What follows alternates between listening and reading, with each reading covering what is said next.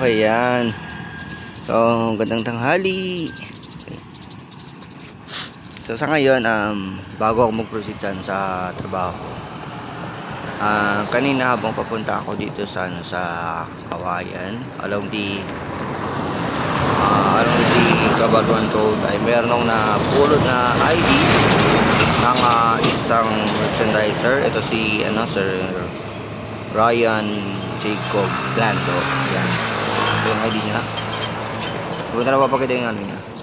Then, tininan ko yung ano niya, yung likod ng kanyang ID.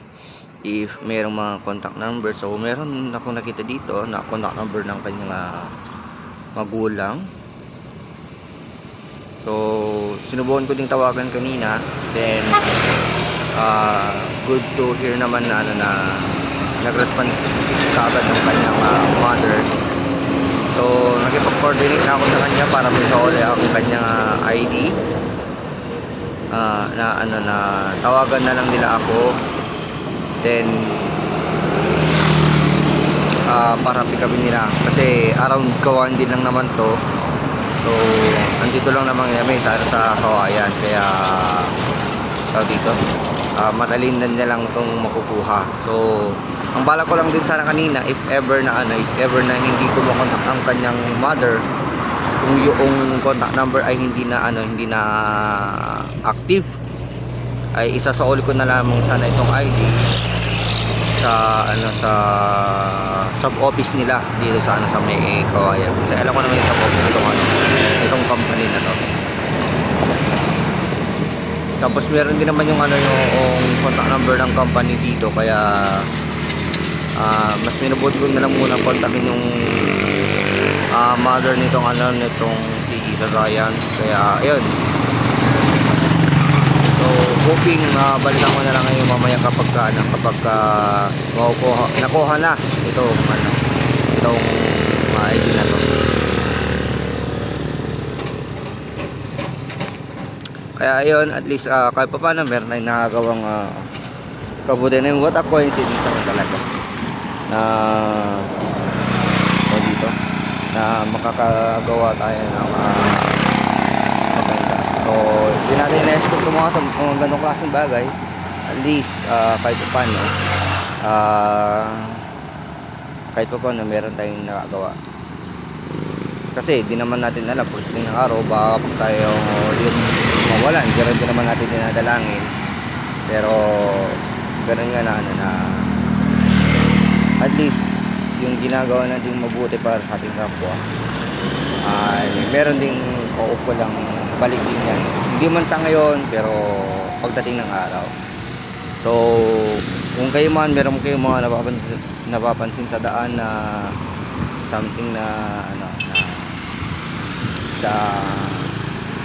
in need or na interesting, or kung di ko alam kung anong tamang term, pero at least subukan pa rin natin yung best natin na kung hanggat kaya pang ibalik, meron pa tayong mga paraan para maisauli ito sa mga may-ari.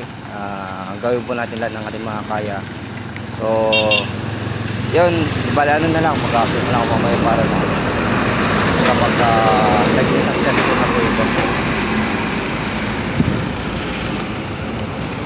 Yun, kailangan mo din mag-proceed sa pagdi-deliver. Okay, update. So meron nag-text sa akin na city number. At pala hindi pala pwede mag-video dito sa may SM. Well, so meron nag-text sa akin na contact number din. Napakilala siya na kapatid niya daw yung may-ari ng ID na napulot ko.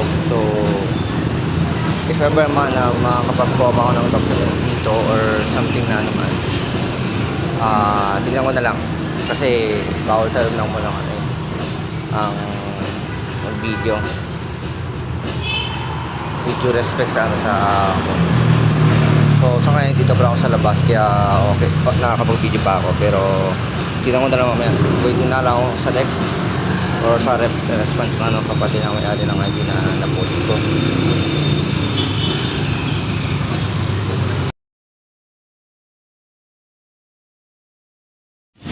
Okay, so yan. Yan, in-slide ko na lang yung picture. So nakiusap ko si ma'am na lagi blur or lagyan ko something emoji na lang.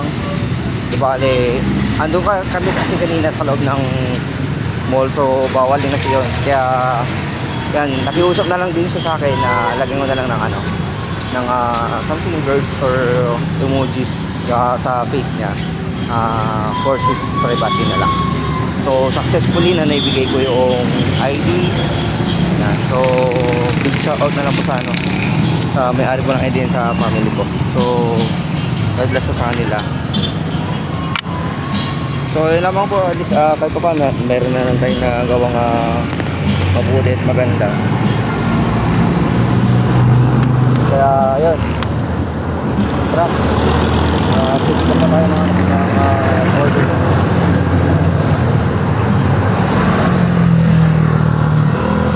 Medyo magkwento mo ba sana si ma'am, kaso marang karami pang ano dapat mapagkwento sana, kaso yun na lang.